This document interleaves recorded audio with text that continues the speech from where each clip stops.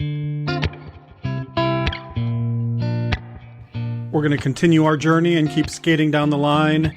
In this episode, Jonathan Bay interviews the candidates for Mission and Ministry Board Area Number 2.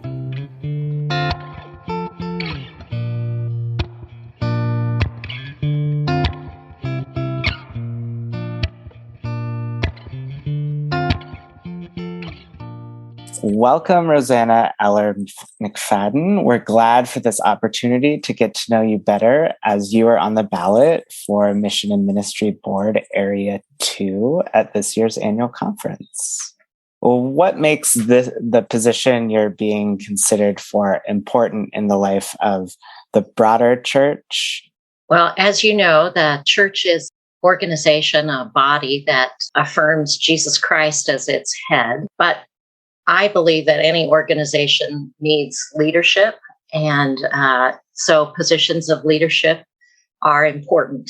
I think leadership in the church is distinctive from some other kinds of leadership that we think of, that I don't see my role in this process as bringing so much particular expertise as it is a willingness to listen and hear what the issues are, and do my best to be transparent about those with the people whom I serve. Do you want to expand at all on listening as leadership? I'm a little bit intrigued by that. Well, the experience that I bring or would bring to this position is influenced partly by being a pastor.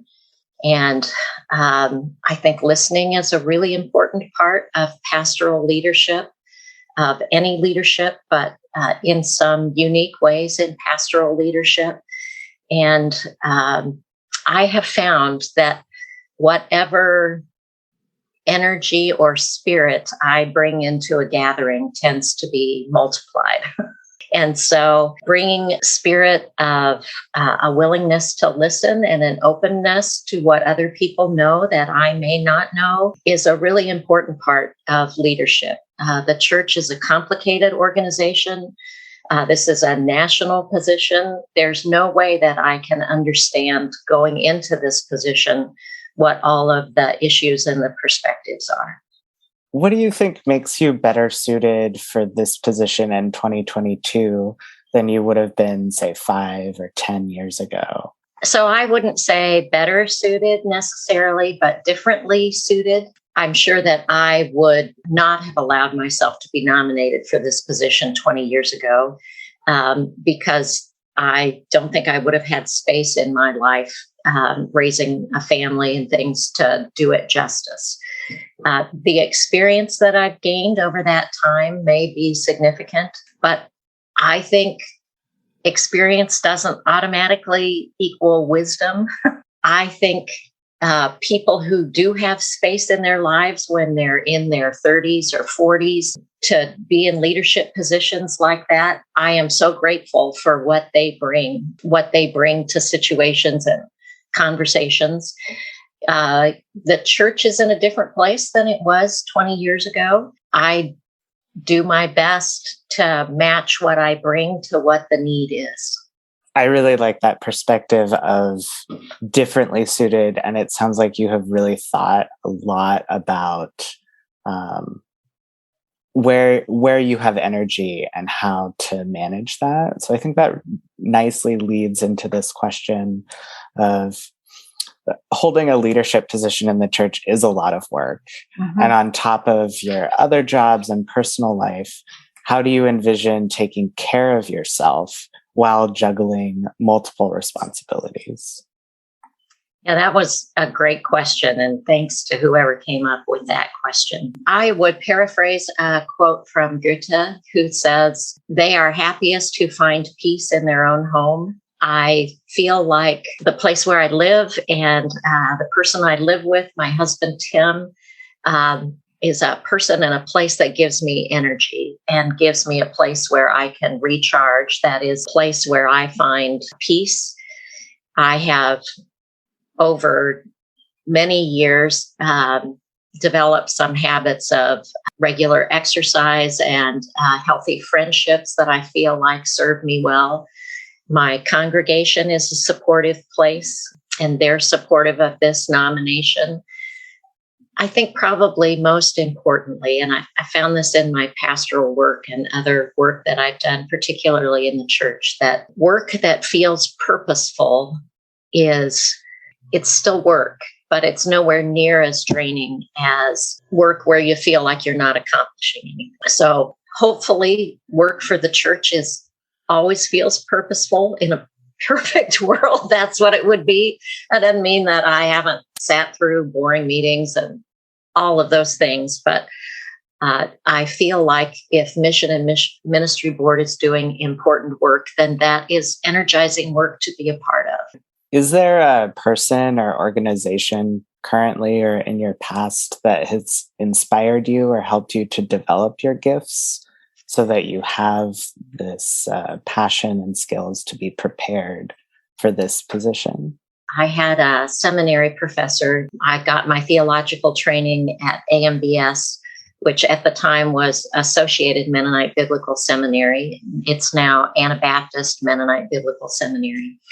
And I had a professor there whom I have quoted often, and she said, "In the economy of God, nothing is wasted." And so I don't feel like necessarily that the people who've inspired me were inspiring me to prepare to be on the Mission and Ministry Board, but that God is able to use gifts which I have developed and the people that have been placed in my way and the encouragement that I've gotten from those people to prepare me to be willing to serve with the gifts that I have.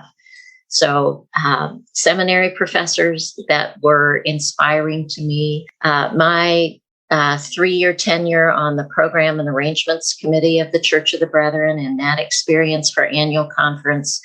I worked with some terrific moderators and moderators-elect during that time and got a sense of the commitment and the thoughtfulness that they brought to their leadership and their preparation. And it was partly that experience that led me to go to seminary to explore theological education further, and then go into pastoral ministry, which is something I had said I would never do. So I know that part of that preparation is the possibility that you might end up doing something that you said you would never do, and believe that God has a sense of humor when we say, I'm never doing that. Yeah, I agree with that too. I think it's almost as naming our calling and not really being ready for it yet. Yeah. Why do you think you were nominated for this position? The simple answer to that, the functional answer for that, is that somebody that I served with on the Northern Indiana District Board asked permission to nominate me. He's somebody whom I respect a lot, and I know that he had a sense of what all might be involved in this. I know that he didn't ask that question lightly. I think one of the things that united us in our service on the district board was a conviction that if you're not satisfied with things, you should be willing to be part of trying to make them better. And I would say the reason that I agreed to be nominated for the district board was because of Annual Conference 2011 in Grand Rapids was kind of a traumatic event for me. And it's about 100 miles from where I lived to Grand Rapids. And so as I drove home from that conference and thinking over the events of that conference, I decided that if I had a chance or the opportunity, or God willing, I was called into service, I would try and find a way to say yes, to try and change, because I did not feel comfortable with how that conference had gone and how it represented our denomination and what I would want people to know about our denomination, that I would try and step into those doors if they open. What is your vision for the Church of the Brethren? How do you long for us to become more aligned with the teachings of Jesus? Yeah, so I I've given a lot of thought to that question and questions like it. And I want to say, I think there's a difference between having a vision and having an agenda. And I do not feel like I want to be part of leadership so that I can make things into the way I think they ought to be. And I know that it's not always a clear line between what we want and what we feel like Christ is calling us to. And I think that's a difference that we need to be conscious of all of the time. I would hope I would be united in the goal of everyone who's part of the Church of the Brethren, of wanting the church to be faithful in continuing the work of Jesus Christ. But I do not think faithfulness means being static. The world is changing. Our opportunities for reaching out to others in the name of Christ are changing. I think the pandemic accelerated some of those changes, positive and negative. For me, it is significant that our denomination is one that defines itself positively, like what we are for and whom we are advocating for, rather than one which defines itself negatively, like we're the church that doesn't do this.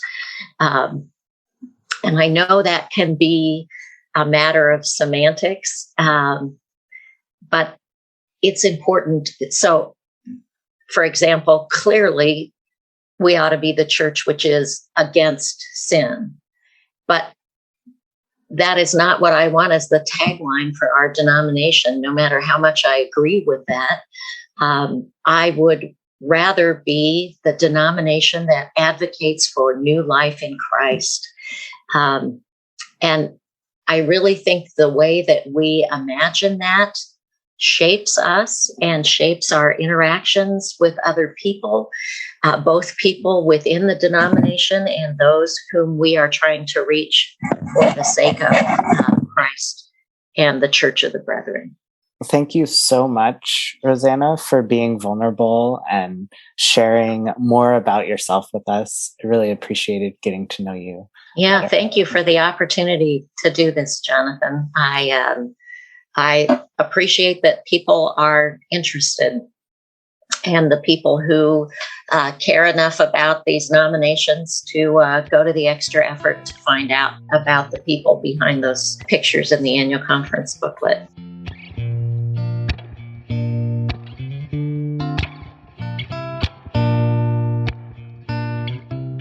Linda Fry from Northern Ohio District did not respond to email or phone requests for an interview, but you can read her profile on brethren.org/AC2022/business/ballot.